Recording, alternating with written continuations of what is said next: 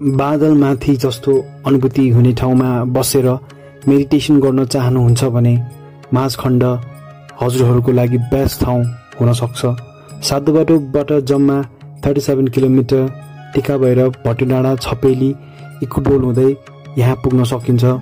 खानीखोला हाइटोबाट अलिकति अगाडि गइसकेपछि चाहिँ बाटो अफ रोड सुरु हुन्छ। यात्रा अलिकति कठिन हुन सक्छ, तर जब हजुरमाथि पुग्नुहुन्छ हजुरले सबै कुरा बिर्सिनुहुन्छ। यहाँको प्राकृतिक सुन्दरता देखेर यहाँ माथि टपमा बौद्ध विहार छ।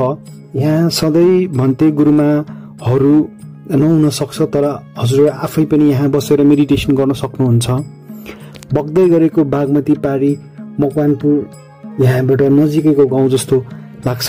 खासै हाइटमा त छैन यो ठाउँ, तर पनि हजुरहरूले यता गर्मीको मौसममा पनि चिसो फिल गर्न सक्नुहुन्छ।